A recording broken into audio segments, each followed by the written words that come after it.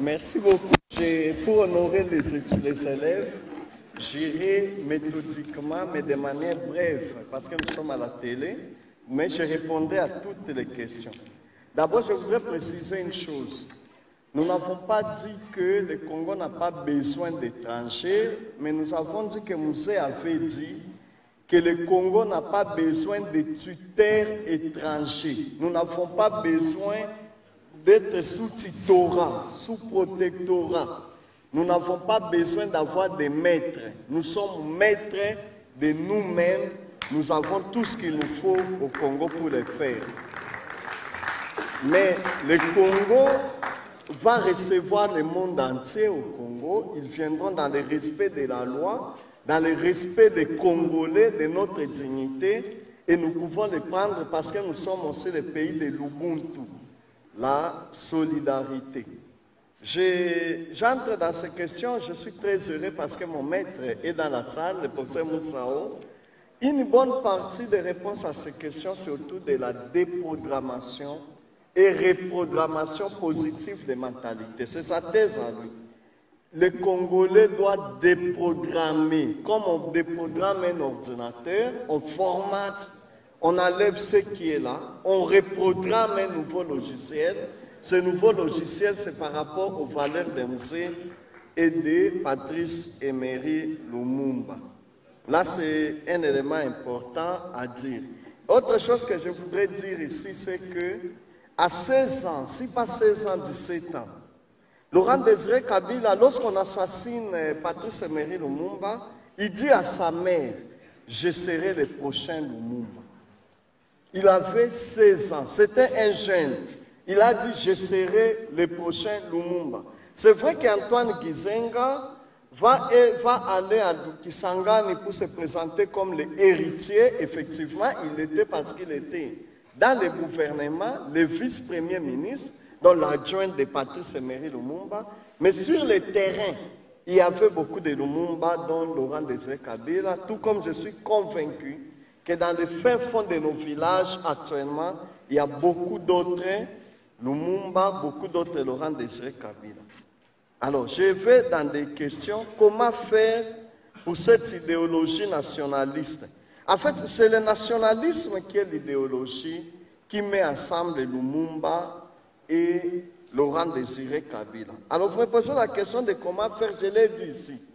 Là, ce qu'il faut faire pour les quatre, c'est de construire 4 murailles.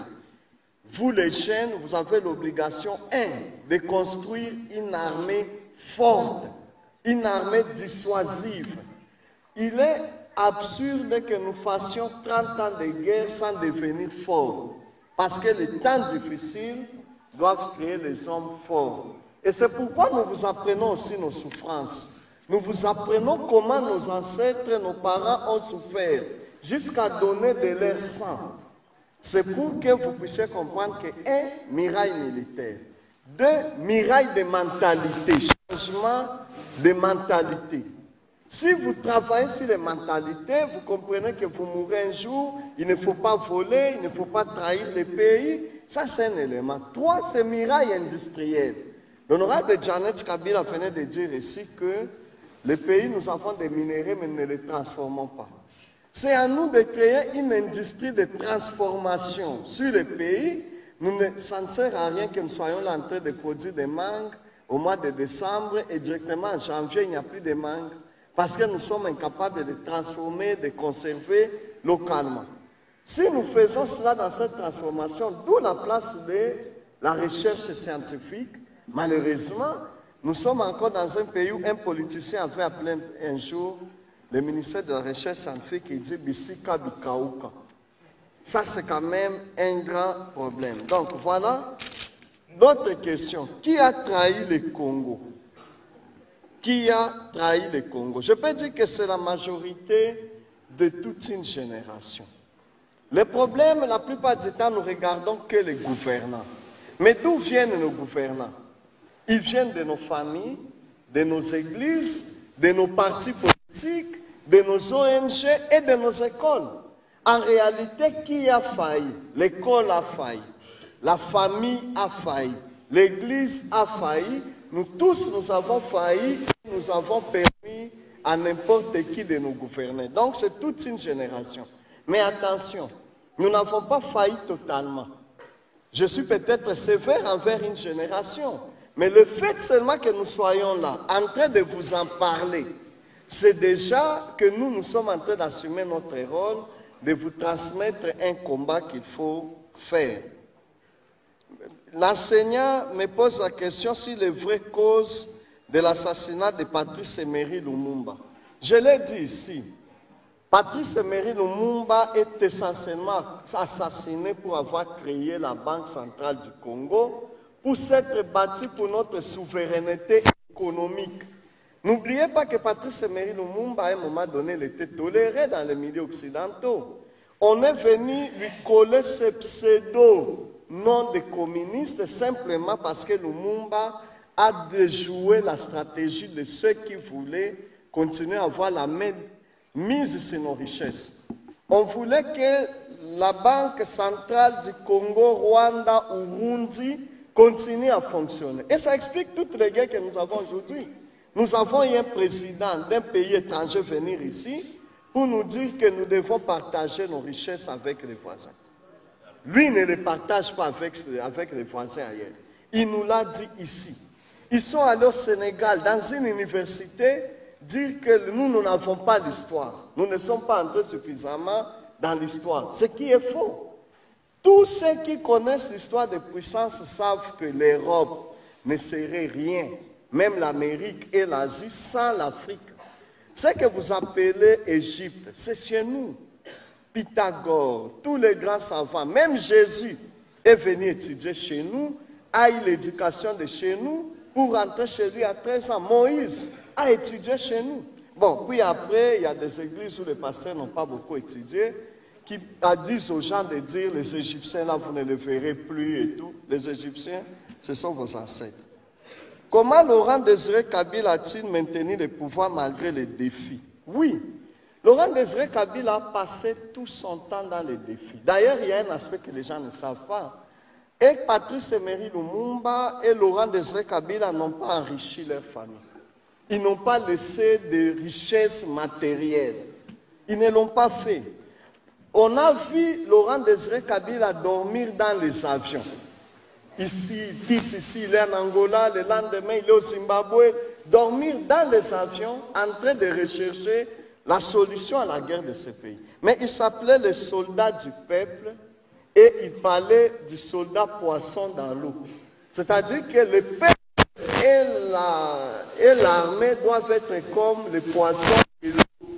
Et ça a fait que lorsque les envahisseurs sont arrivés à Kinshasa, Mzee a demandé à la population de devenir des soldats et de se prendre en charge. Ici, à Kinshasa, les jeunes de Massina ont neutralisé des militaires armés. Parce qu'un peuple ardent, un peuple mobilisé, qui est en symbiose avec ses dirigeants, n'a même pas besoin des armes pour aller mettre fin à une rébellion. Il faut simplement, et je l'ai dit, les gouvernants doivent donner à la population des raisons suffisantes de demeurer debout. Que faire pour lutter et continuer ce combat? C'est le patriotisme. Soyez patriotes. Aimez le pays. Retenez, mes chers enfants, que la mort est inévitable. Vous n'avez pas demandé de naître, vous ne demanderez pas de mourir. On peut vous donner des milliards de ce monde, vous pouvez tout avoir. Un jour ou un autre, vous allez mourir. Ce qui compte plus que tout, c'est l'amour de la patrie. Et ils ont fait ça. Si vous aimez le pays, vous irez loin. Mais cet amour de la patrie se construit. Ça se cultive. Et c'est là que ma génération a failli. Moi, quand j'étais enfant, j'ai étudié chez les jésuites du collège à Fagir et à Bukavu.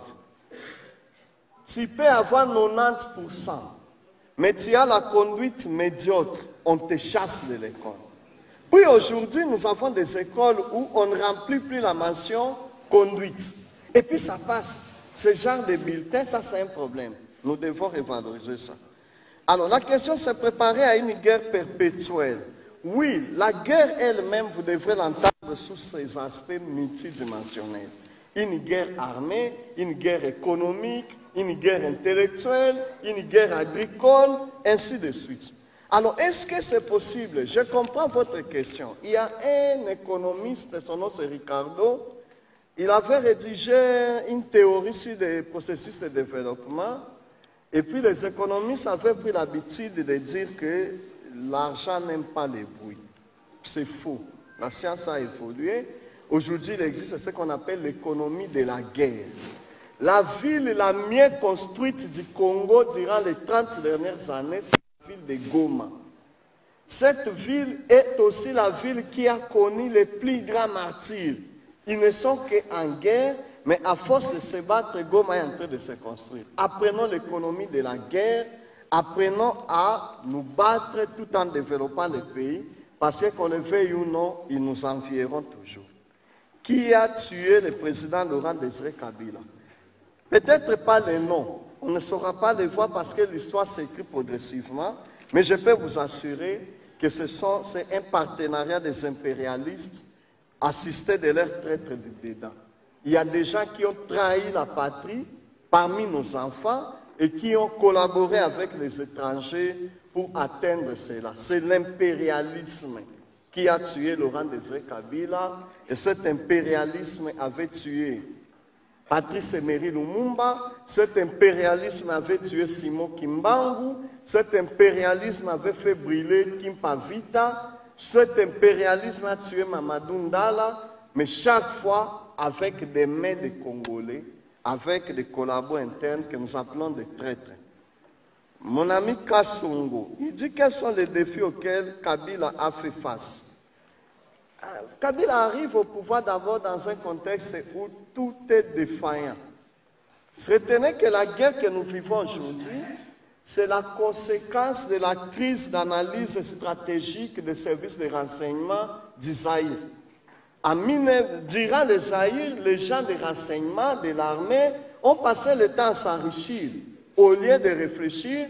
Lorsque tous les pays voisins voyaient qu'il y a un génocide au Rwanda et qu'ils étaient en train d'étudier quelles peuvent être les conséquences de ce génocide, chez nous, nos services étaient ailleurs. Et après, aujourd'hui, nous payons cash. Les erreurs de crise d'intelligence stratégique se payent cash. Musée a fait aussi face à la mentalité. Bon, quand Musée arrive ici, nous étions en train d'entrer dans des taxis, bon, on appelait ça combi. Devant là, il y avait des bancs où les hommes et les femmes avaient un système qu'on appelait Kabola Makolo. Donc, quelqu'un vient s'asseoir, il met sa cuisse à l'intérieur de tes cuisses pour vous partager. Parfois, c'est une femme de tout. Nous est arrivé, il a seulement dit c'est fini. Mes amis, c'était fini. C'est-à-dire qu'il y a eu des défis en termes de mentalité, en termes de la production auxquels Musée a fait face. Que faire dans nos écoles pour pérenniser cela? Une très belle question. C'est la question de la socialisation. En principe, le gouvernement de la République, l'honorable Janet l'a dit, devrait récupérer cet élément. Le coût de l'éducation civique et patriotique. On a créé maintenant une unité d'enseignement qu'on appelle Valeurs de la République. Nous avons même produit ce petit ouvrage qu'on appelle Valeurs et symboles de la République.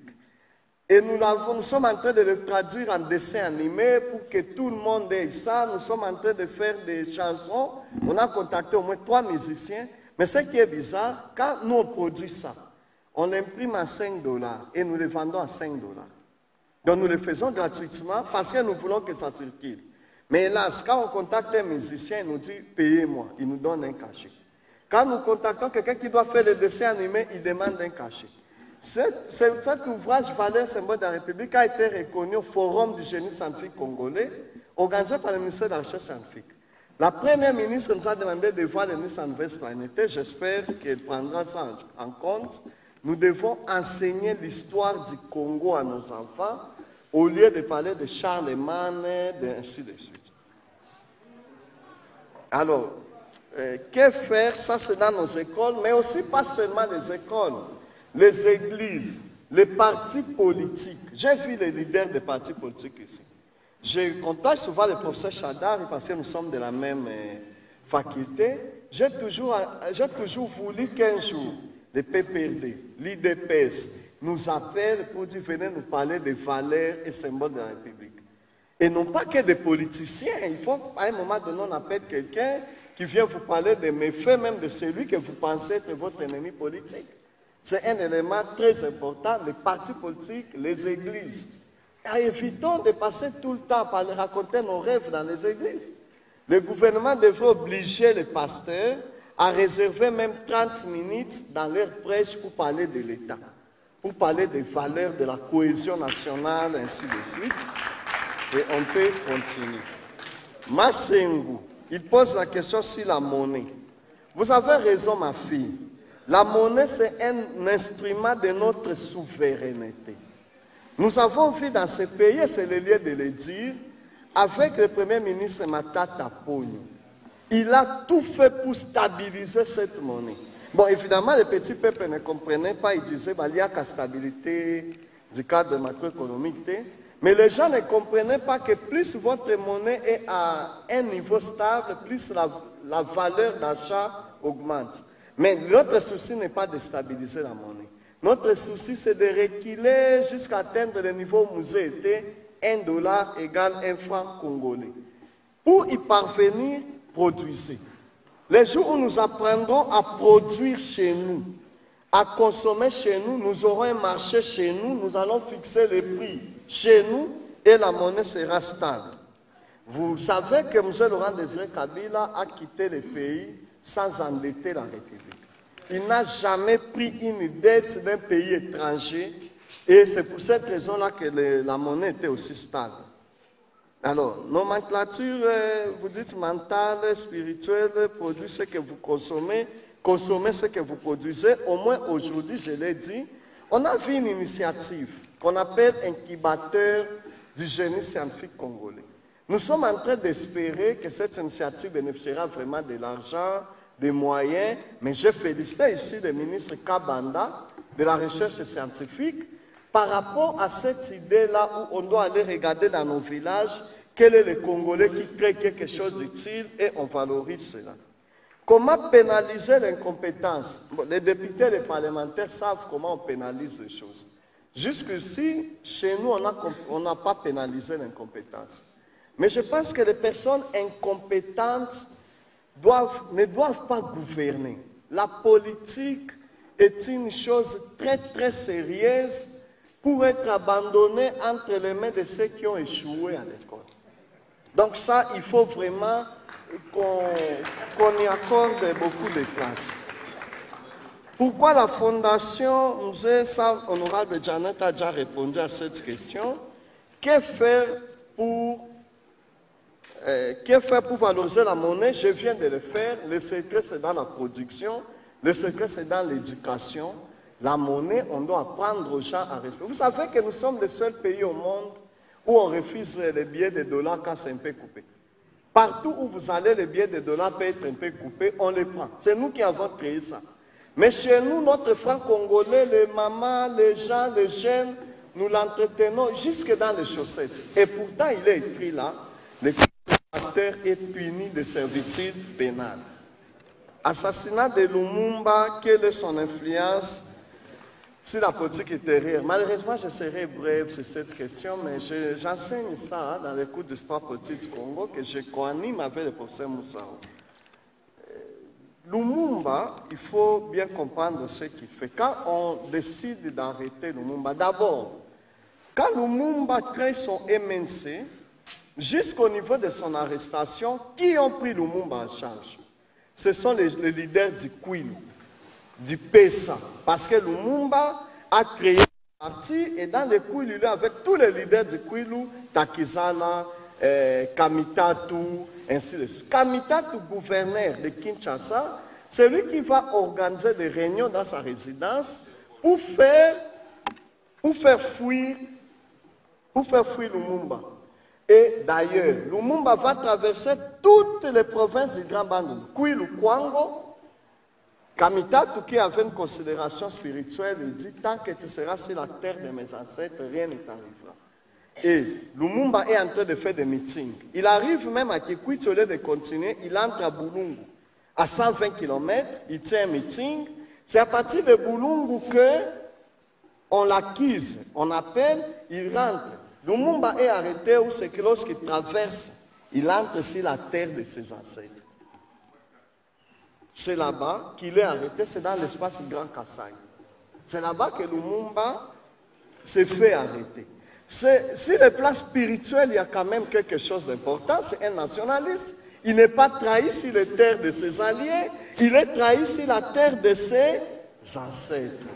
Et Lumumba, lorsqu'il est arrêté, le premier à quitter Kinshasa pour dire que je vais venger Lumumba, c'est le vice-premier ministre Antoine Gizenga. Mais Lumumba lui-même, quand il fouillait, il n'allait pas chez lui au Kassai. Il allait dans les villes. Donc il s'engage actuellement. Et Gizenga va à Kisangani pour continuer la lutte. C'est pourquoi on va le présenter. J'ai lu un ouvrage du professeur Mpisi qui présente Gizenga comme l'héritier de Lumumba. Cet élément-là va ouvrir des sécessions, va ouvrir des rébellions, va ouvrir la révolution. Évidemment, le mot rébellion dans ce cadre-là est mal placé. Les gens qui voient Kisangani ne sont pas des rebelles, ce sont des révolutionnaires. Ils sont allés faire la révolution contre l'impérialisme qui vient de prendre le pouvoir à Kinshasa. Un jour, nous écrirons. Nous finirons par écrire si les responsabilités de tout un chacun et si votre grand-père avait joué un rôle, vous le verrez. Pourquoi les uns sont payés en dollars, d'autres en francs congolais? Ça aussi, c'est une des trahisons de ma génération. C'est absurde. Dans les pays, on devrait avoir un barème salarial où on sait que les huissiers gagnent autant, fois 10, le numéro 1 de la République gagne. Et le dollar n'est pas notre monnaie. Mais la question de la souveraineté de la monnaie est plus que ça. Il y a même des coins de notre pays où on utilise le franc ougandais. Il y a des coins de notre pays où on utilise le franc angolais. Il y a des coins de notre pays où, pour s'abonner chez Canal+, on s'abonne au Rwanda. Et on n'est pas chez nous. Donc, toutes ces questions-là sont des questions de la construction de l'État. Si la RDC a oublié son passé, est-il possible d'avoir l'avenir? Heureusement pour vous, nous n'avons pas oublié notre passé. Heureusement, il y a des scientifiques qui publient. Nous avons un ouvrage très volumineux du professeur Henri Mobasakani, le professeur Ndayouel, un grand historien que nous avons, Eli Kiambokolo. Nous avons des enseignants qui écrivent la vraie histoire du Congo. Et en tout cas, apprenez à lire ces gens-là, des Congolais. Ils vous diront un jour ce qui a été fait. On n'a pas oublié notre histoire, nous l'enseignons, mais nous n'avons pas été capables de se battre vraiment pour aller loin. Nous avons regardé nos petites vies, vous fournissez un effort d'aller loin. Nous veillerons que vous sachiez toute la vérité, que vous l'ayez dans des ouvrages et les universités veillent sur ça. De nos jours, y a-t-il des initiatives de lutte contre la corruption? Oui, cette lutte-là a été menée, mais de manière faible, malheureusement. Nous pouvons, quand je parle de nos jours, je peux commencer même depuis les 30 dernières années. Il y a eu des initiatives tolérance zéro avec le président Joseph Kabila. Il y a eu des initiatives actuellement avec une association qu'on appelle l'ICOCO, la lutte congolaise pour la lutte contre la corruption. Il y a même un réseau de parlementaires avec un certain Passi Zapamba qui se battent. Bon, malheureusement, la Cour des comptes, on ne voit pas ce qu'elle fait. Et puis, nous avons l'inspection générale des finances qu'on a saluée à un moment donné, mais nous avons l'impression depuis un temps qu'il commence à être noyé.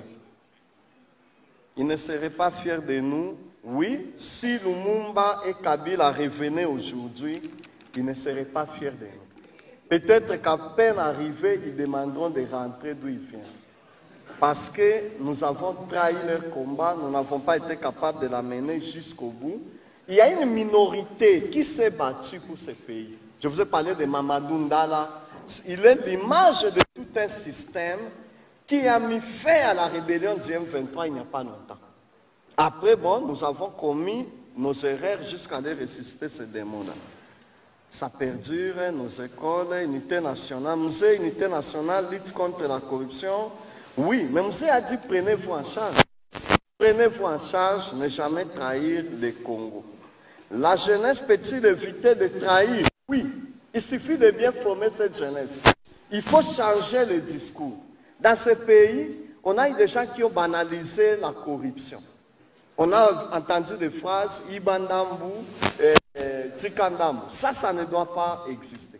Nous ne devons pas, le jour où la population verra un roulage se faire corrompre, et tout le monde vient lui dire, nous n'acceptons pas, c'est fini. Les gens arrêteront, ce n'est pas que la responsabilité des chefs de l'État et tout, c'est notre responsabilité à nous tous. Mon ami Chilanda, tu dis que le Congo n'a pas besoin... Oui, j'ai dit que le Congo n'a pas besoin de tuteurs étrangers. Ce n'est pas que le Congo n'a pas besoin d'étrangers. Il y a une nuance là-bas. Alors, comment faire pour maintenir l'unité nationale? D'abord, c'est un travail de chaque jour. Et un travail de tout le monde. Mais la responsabilité de l'État est énorme. Ça fait 5 ans que dans le cas de notre laboratoire, nous nous battons chaque jour pour demander à l'État congolais de mettre en place un plan national de cohésion du peuple. Il faut qu'il y ait un plan. Dans le cadre de ce plan-là, on doit avoir d'abord parmi les chapitres, lutte contre l'injustice sociale. Il ne faut pas qu'on ait des gens qui touchent beaucoup et ceux qui touchent peu. Même les médecins sont mal payés, les enseignants mal payés, tout le monde mal payé. Ça, on doit d'abord réduire ça. Justice distributive des ressources naturelles. Quelqu'un a parlé ici de l'accès aux emplois. La seule loi devrait être la loi de la compétence. Celui qui est compétent, il accède à une fonction. Malheureusement, ce plan-là n'existe pas. La jeunesse, vous avez la responsabilité. Mais on doit y travailler chaque jour. Tout comme la lutte pour l'indépendance est une lutte perpétuelle de chaque jour. Même les États-Unis d'Amérique continuent à se battre pour leur indépendance. Ça ne prendra pas fin. Il faut en parler à vos enfants. Pour cette chose, je vous remercie énormément.